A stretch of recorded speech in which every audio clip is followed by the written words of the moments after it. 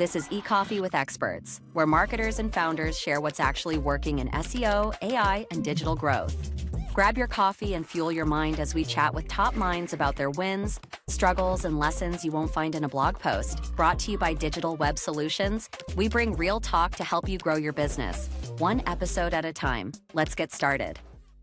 Adam Barber, tell me about content marketing for enterprises. Since we're in this new search landscape and everybody's talking about how to become more visible on LLMs, what is top of mind for you right now when it comes to content marketing? I would say there are two things. Often the first is the topical authority, how to build real authority on the topics you have genuine expertise and the kind of right to speak about, starting on your own website and then out on the wider web in the places where we know search engines and LLMs are looking.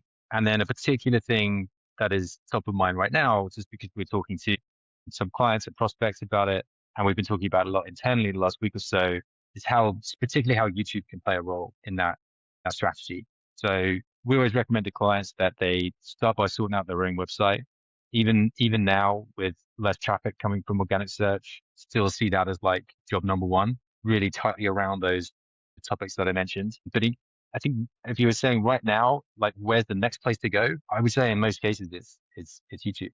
There's a real like early mover advantage there in terms of getting that visibility that you mentioned in this new search landscape. A lot of time, even enterprise channels are underused, the YouTube channels. They're just sort of a dumping ground for like all the videos that have been made. There's no actual plan or strategy like you have for a blog or a website.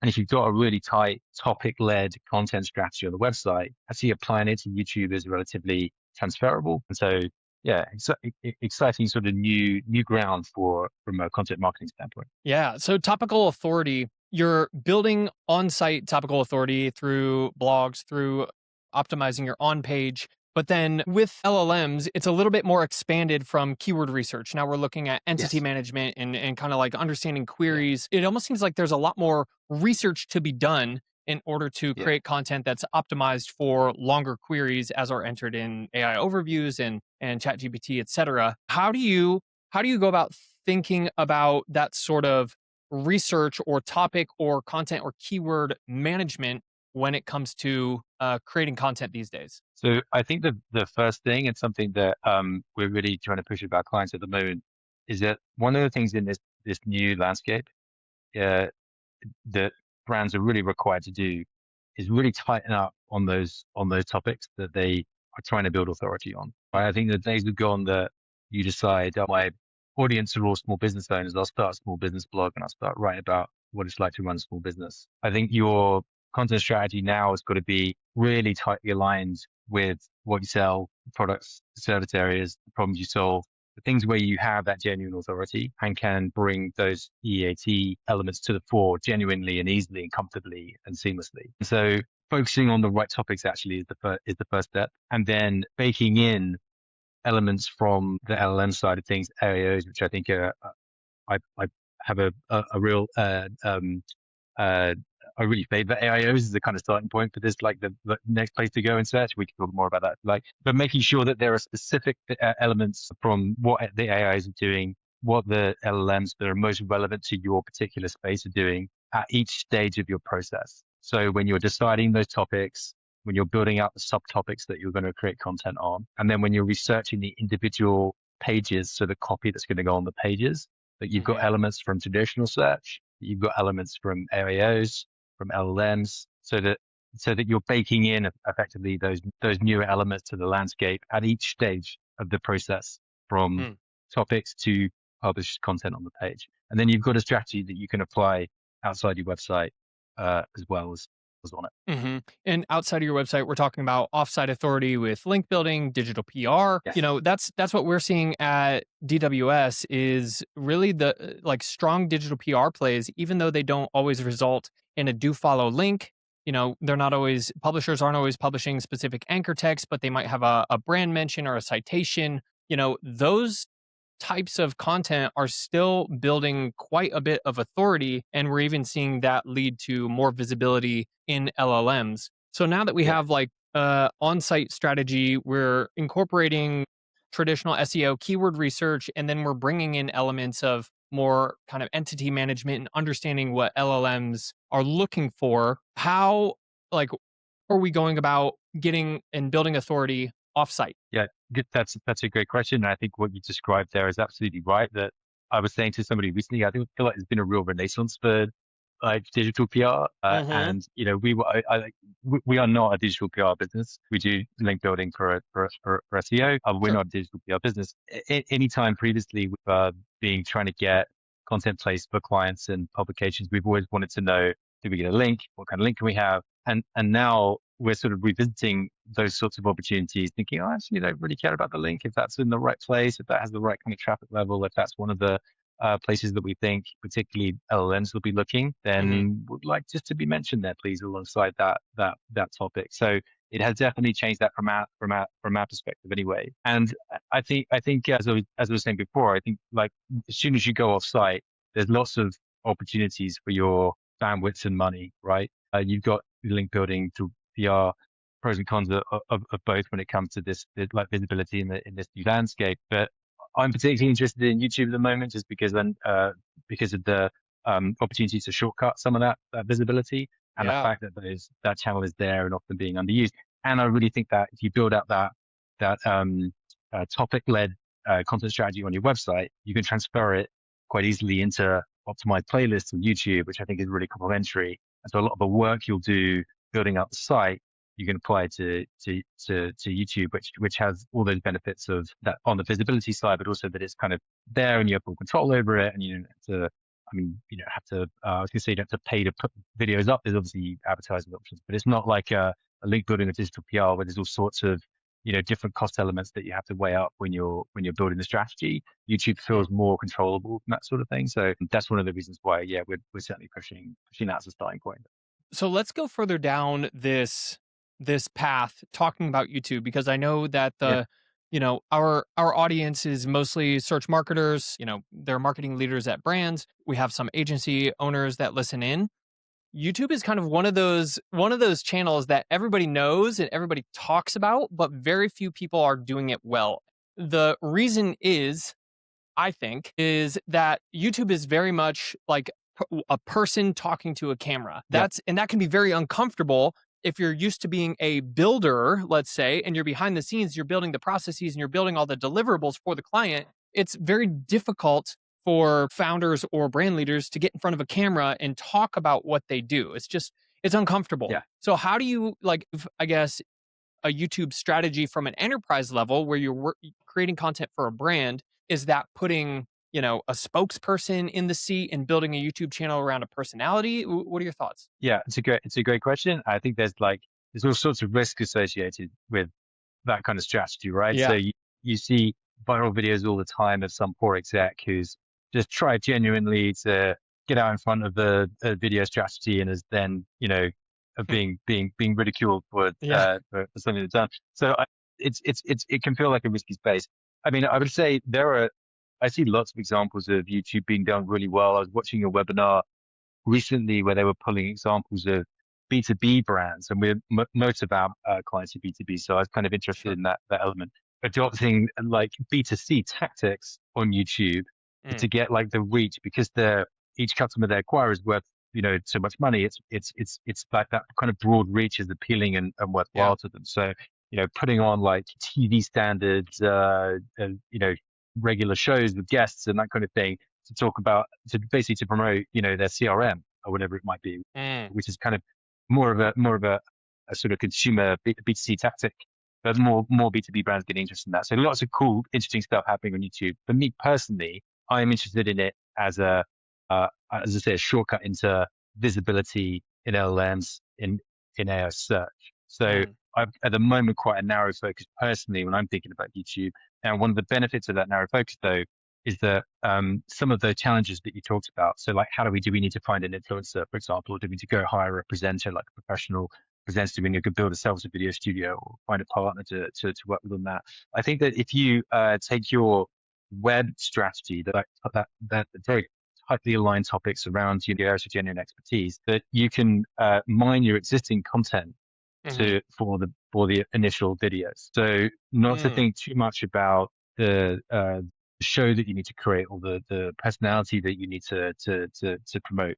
And think about the content you've already got that can be repurposed into videos, because that can be a really good starting point just for getting the content that already had value and has already had all that research into it into a channel where we know LLMs and Google are looking for content as a way to get more visibility. So that repurposing element, I think, maybe offset some of those risks that you highlight, which are absolutely real. Yeah, I guess I don't, I'm on the fence right now in this conversation about whether we should get into like the tactics of creating a high performing YouTube video, let's say, and more on the conceptual side, like taking that well researched, well constructed on-site content and then bringing it to the channel. I guess the top of mind question that I don't know if there's an answer to it, but I guess what I'm asking is, we could do like animation videos that have a voiceover basically reading your on-site content that is keyword optimized. And then there's the other side where we have like an actual face,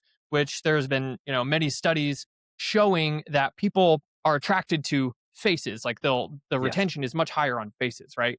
Personal brand. So I guess that's what I'm asking is like, have you done tests or have you seen enterprises leaning one way or the other that dictate, I guess, performance? Yeah, I think that's an excellent question. I think you touched on this already, but there are pros and cons to both. So obviously you can spin up really good quality animations with voiceovers that follow that content that you've already got. You can do that quite easily. And so particularly if you're running tests, like a lot of the sort of test and learn exercises we're doing with clients at the moment, we'll start with that kind of content because it's easier to produce. It feels lower risk in terms of like the investment level, but also, getting a presenter and all of those barriers that might prevent the project from even getting off the ground. So that's your sort of easy way in to sort of start testing it as a channel for repurposing your content. But definitely that if you can get over those potential roadblocks, getting someone in the business or hiring in a presenter, bringing an agency to do it end to end for you with, professionalized backdrops and animation supporting that person, is definitely. I totally agree that the anecdotal evidence and the data I've seen that the presenter-led videos done well will outperform an animation in most cases. So that would be your kind of ideal. But if you need to do a sort of, well, let's kind of test it and prove it and get some more support and money behind this for phase 2, then you could start with the animation option. Hey, we hope you're enjoying the coffee and the conversation so far. This show is powered by Digital Web Solutions. And if you've ever wondered how the biggest brands actually build authority, this is it. DWS has a massive network of over 250,000 publishers, real sites that help you rank on Google, and more importantly, stay visible in AI search. It's the heavy lifting most teams just can't do on their own. As a thank you for listening, they're offering an exclusive free strategy call just for our eCoffee listeners. It's a great way to map out your authority plan for 2026. Just click the link below to book yours and see how they can help scale your brand. All right, now let's get back to the show. When we're talking about these two patterns, let's say we're testing animations versus a human or a talking head or whatever we want to call it, we have to have some sort of feedback loop in the form of numbers or metrics to determine actually which one is performing higher and therefore where to allocate budget. In YouTube, and then we can expand this question out, what sort of metrics would show you results that you're looking for in order to justify more budget being allocated toward one side or the other? What sort of metrics on YouTube are you looking for? So I would say most of the metrics we'd be interested in would not be on YouTube, but the engagement is the key thing on YouTube. And that is a big influence on, particularly when Google is using YouTube to index and rank content in its search results and in its overviews. The engagement level on the videos is pretty essential to that, or at least correlates really well with what actually shows up based on what we've seen. Yeah. Okay. So perfect. And engagement means comments, likes, shares, saves, watch for later. And I would imagine watch time is probably an engagement metric as well. Basically everything on YouTube. Yes. Right? Yeah. There you go. Okay. Yeah. And then let's expand that out. You've already, you started going down this path already, but in terms of SEO, LLM visibility, ranking, what sort of metrics are we looking at there? Yeah, that's a good thing to get into because I think that's an area that's really had to change, and I think that's been a challenge for, and not just an ongoing challenge on the agency side. It's just working with clients to update the sorts of metrics that we might have been talking about for years on the SEO side and bring in new things that previously wouldn't necessarily have brought to the table or spent a lot of time talking about that now really matter. So I mentioned AIOs before.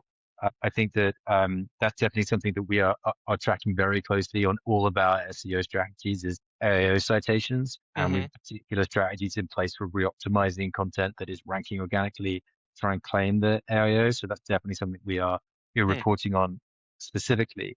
But also, I think we're looking for a broader like awareness and reach metrics that previously wouldn't have been top of the list to talk about with clients. Search impressions on the more important topics, and particularly the pages that are either lower down the funnel or more closely aligned with those topics that I mentioned here, these kind of commercially important topics.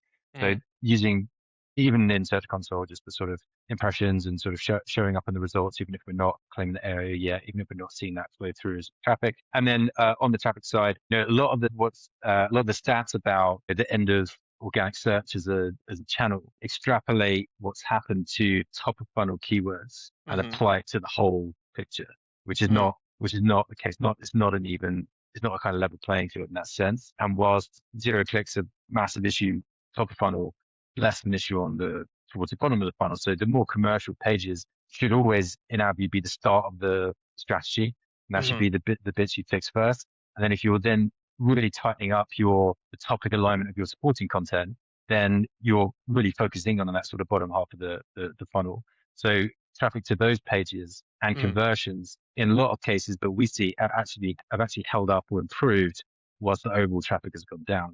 But really what you've lost is your sort of top of funnel early stage traffic, which is now being replaced by you showing up in the search results, you claiming an AIO, you being mentioned on an LLM, but you're still getting people coming to the site when they want to make an inquiry, where they want to, book a meeting, whatever. And if you've optimized your commercial landing pages and you've really tightened up the topic alignment of your supporting content, you can still win in that area. So those are the sorts of metrics that we are, talking about with all of our search engagements. And so we would be looking to show the impact of these YouTube test and learn projects on those, again, at a topic level, because that topic alignment would flow all the way through the strategy. So you would pick one sort of topic cluster that you've already go out on the website, you'd build the playlist around that topic cluster, bit of content, get up, and then you would be able to show that stream in the reporting. Okay. I can really appreciate what you're saying about like sort of the more commercial or transactional, middle and bottom of the funnel content, and really focusing on those first. I think when I talk with agencies, it like there's a separation between the agencies who say you can pay us, $2,000 a month and we'll create a bunch of content for you. And a lot of that content is, top of funnel, traditional sort of like awareness content, because traditionally it's been harder to show those metrics, I guess, at the bottom of the funnel. Has been harder to create those. Let me pause. Not harder to create, but we're dealing with transactions. Like we're dealing with ROI. We're dealing with revenue, and it's a more vulnerable place to be for an agency if they say, hey, we're going to focus on the middle and bottom of funnel content, which has more visibility on revenue and ROI. If that doesn't perform, that's a lot harder to grapple with as a client agency relationship than say like impressions, right? Yeah, no, absolutely. But I think that we kind of have to be brave, and I love that. And I think that in our experience, we do a lot of SEO for our own sites. So a decent chunk of the inbound that we get each month here in the UK and the US and the other locations where we operate comes through people finding some search and making inquiry. Now, we have had, prior to the current disruption from AI, we've had plenty of algorithm updates over the years that have hit our blog traffic without touching the conversions. So there have been plenty of updates where Google is like tighten up the algorithm and a bunch of things that we were ranking for, which probably were a bit outside of our areas of expertise, that'll get dropped, and suddenly you see your blog graph go down. And there's a moment in the marketing meeting where I was like, what hell's happening to our blog? Yeah. But then you look at the landing pages and the conversions, you're like, these are still fine. Like that's fine. Yeah. So I think there's almost like a similar adjustment that we need to make now. What we're seeing is that there's maybe not as much organic traffic, but there's actually direct traffic Yes. where people will search, they'll do a branded search and go directly to the website, potentially because they've been seeing that sort of brand or that brand mention citation again in LLMs and in other forms of, other places where they're seeking, and then they're going straight to the website. Is that kind of what you're seeing, or? Yeah, for sure. Particularly for large enterprises that have that kind of brand presence, Mm-hmm.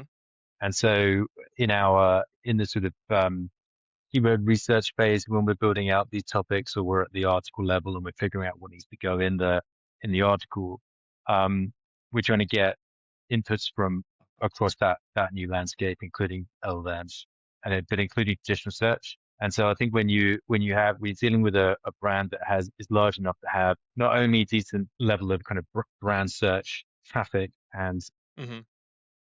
and search volume, where you also have like brand plus keyword searches that can be Mm. helpful in terms of determining the strategy. So whether that's via the sort of like query fan out work on the LLM side, or it's in traditional search and looking at the search console, but seeing like what people are searching alongside their brand can give you a really good insight into sort of types of content that you should create or pages that should get updated, etc. So that you can really tap into that. But that for me just fits in with that whole idea of tighter alignment of the topics and not being so broad in terms of the sorts of things that you might create content about, which you would have got away with prior to this sort of disruption, because you're not going to get those kind of pages to perform. Whereas if you stick closely to the things that you actually know about, and you have like that real sort of discipline around your topics, then I think you can absolutely still drive traffic to the most important pages, boost the visibility of the brand alongside the topics that you're most interested in. And as you said yourself, Austin, like then seeing that reflected in the brand searches that are coming to the site and coming often better qualified than they were previously. Absolutely. And yeah, at the end of the day, I mean, that's our job as marketers, as agencies, is really to have that financial responsibility to our clients to return, they hired us to get results for them. Yeah. So anything that we need to do in order to provide those results, I mean, that's why we're hired, is to adapt with the algorithm changes. So help me clarify here for myself. Are you saying that a lot of the times in traditional SEO, the first thing that we'll do is we'll do the research on the brand. We'll look for long tail opportunities. When you say tighten up the topic clusters, or I hear almost niche down. Does that basically mean like excluding some of those longer tail keyword opportunities and just focus on maybe the top 5, let's say, keywords, and then just hitting those from different angles? How do you approach So that? yeah, I wouldn't see it as necessarily ruling out longer tail keywords. It's more how closely does this subtopic align with what we actually know and do in our space. So if I'm taking Brafton as a content marketing agency, we do a lot of SEO. So if we were trying to build out our authority on an SEO topic, I feel pretty confident that we have a bunch of existing content. We rank for a bunch of keywords. When we do the LLM query fan out, we see ourselves getting mentioned when it comes to SEO. So that's a topic where we have some authority. Now, Definitely. inbound marketing is huge. There are some things that we don't do any influencer marketing. I couldn't decide tomorrow, right, to just start an influencer marketing topic cluster on the website and say, well, look at our domain authority. We'll be fine. We just like do the keyword research, right? We'll do because that's not an area we have any case studies or work or reputation or any of that cool off-page stuff that you focus on your side. We don't have any of that for influencer marketing. Yeah. So that would be now I would say 2 years ago, I'd have had a crack at that, because I would say, well, we'll just create more content than anyone else and we'll start winning it. But we don't have any real presence there. And I think that's actually quite a good thing about the way search is moving, is that you have to have the real examples, expertise, reputation to back up the things that you're saying. So we should stick to what we know and what we're good at and what we've got examples of. And that's kind of the message we're trying to convey to clients and prospects as well. It's like, well, if you start your search strategy now really close to the things you actually got a right to be confident talking about, don't stray too far away from that and go where the research shows you in terms of like, what are people asking that we can actually answer? What are people asking in an AIO or an LLM where we have an example of us doing that, having fixed that problem. That's really where that alignment is important. Staying in your lane, I guess. Is Yeah. the Yeah. takeaway. Yeah. Which can be tough, particularly for earlier entrepreneurs, because they're like grasping at anything they can. They see trends, right? They see opportunities, other people winning. And it can be very, I think what is it? Like noticing sirens? Is that what they call them? Sirens, which are like, anyway, it's some folklore tale. I can't remember where someone this is completely off-topic rant, but someone is sailing a ship through this passageway, Odysseus. and then he hears like Odysseus, of course, there we go. Okay, yeah. butchered that. No. Sorry. Good Lord. There's always room for a great myth in a marketing podcast. I like it. It's good. I love that. Okay, so I heard from another smart agency owner who said basically if your brand is good and you're good at what you do in real life, that will transfer online. Yes. In this next, in the phase of marketing that we're in now. So you told me a little bit about what sort of metrics to look for. We're talking about how to repurpose content. We want to niche down and really focus in on the clients that we serve and the products and services that we offer. You started to mention a little bit about like the efficiency and, how an actual delivering the, delivering the content or giving the deliverables to the client is changing with AI, and content marketing is becoming more and more commoditized. How do you remain competitive without dropping your margins in order to compete with multiple different bids? Yeah. It is a competitive space, often as you know, and that's not going to change. I think that's always been the case. Brafton has been around since 2008, so we have quite a lot of experience. We've seen plenty of ups and downs in the industry and in the particularly US economy, which is our biggest market, but other economies where we operate too, been through COVID. So it's always a tough environment to operate in, and your margins are constantly under pressure, right? You want to hire the best people, keep the best people, so you always got cost pressure. And it's a people business, and then you've got clients who always want a better deal and that are out comparing your prices and all of that. So it's tough for sure.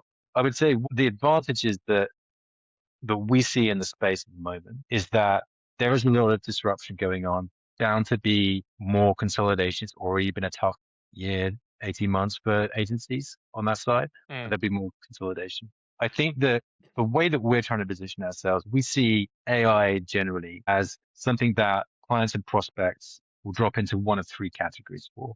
Okay. You have the first category that have some reluctance and maybe some regulatory concerns and maybe some compliance issues, and will be wanting at least some services that don't use AI.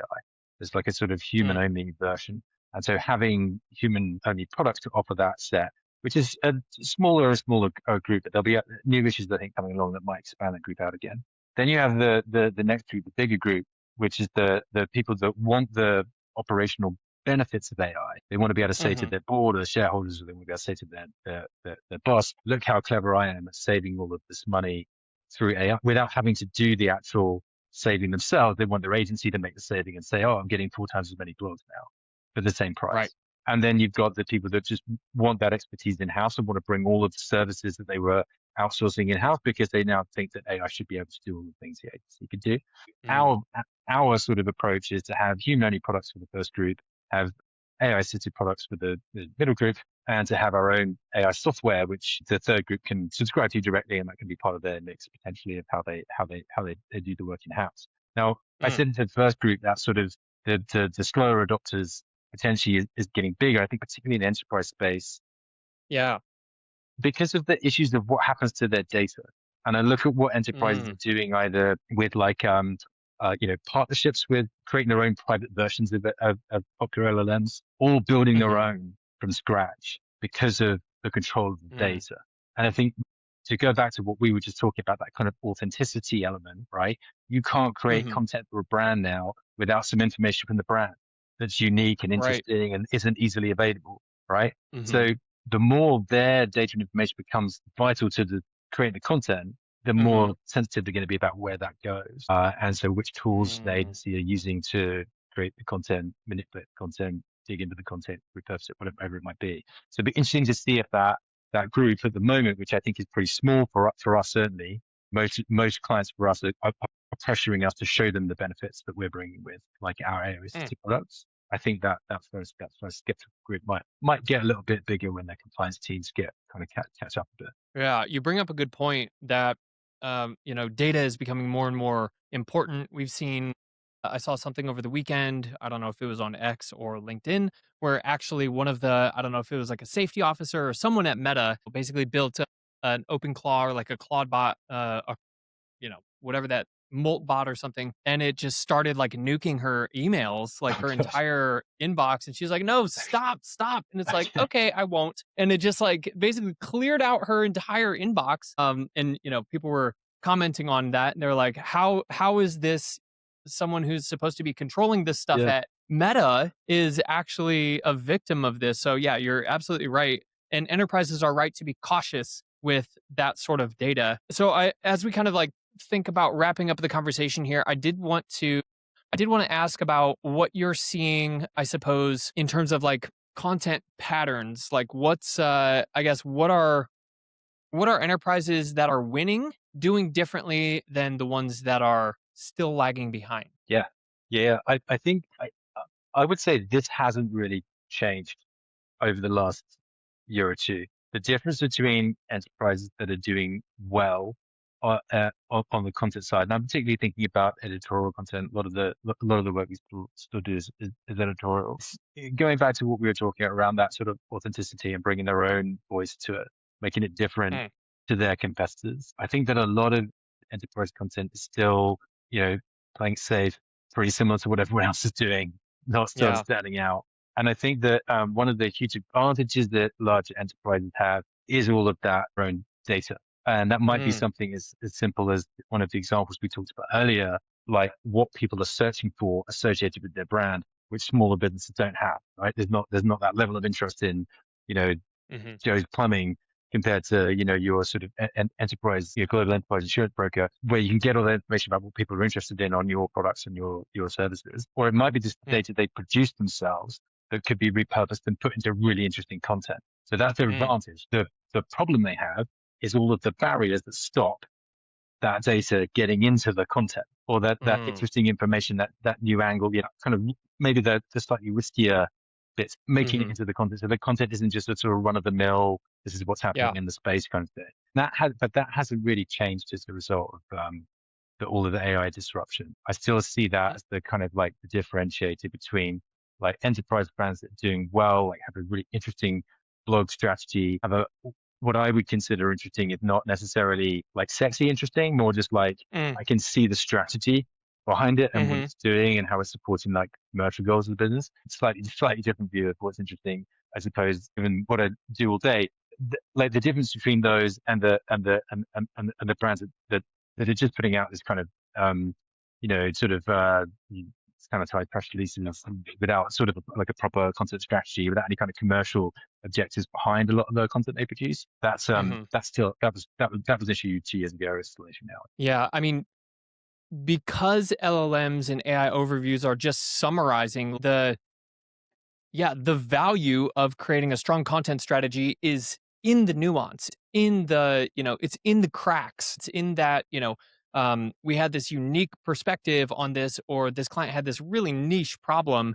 And, someone who is lagging behind, they might think, well, that doesn't apply to everybody. It's not going to reach a wide market. It's not going to reach a wide audience. It's not applicable. Those are actually the pieces of content that you're talking about, which you need to lean in on. Yeah. And I'd say an interesting thing I saw just this week actually is it was a stat about the percentage of brand mentions in LLMs that are controllable by the brand. And it was something like 40% that they could directly control. So LLMs are pulling information that they can literally go and edit. So it's a really good point you make there about that sort of mining that data for what are people asking about us, and then actually having the follow up to go edit the content, create new content driven by those insights that can then influence what people are seeing about your business and the places where they're looking. Same applies to AI too. So that just I think just remembering at that kind of the enterprise level where they have all the access to all that excellent data, they also have the ability to control a lot of it in terms of where it then goes, because LLMs are still reliant a lot on either on the website or other properties that the brands control themselves for their information. This is a really good point. I want to see if there's a quick answer to this, and if there's not, you can just tell me. Yeah, But I'll try. in order to create that sort of base foundation for new content that's niche, it's in the details, it's nuanced. How are you extracting this information on a regular basis from your clients? Yeah, so mostly still from interviews or from some sort of regular flow of internal documentation that they're happy to share with us, that we would then Okay. do some analysis work either using AI or using the team.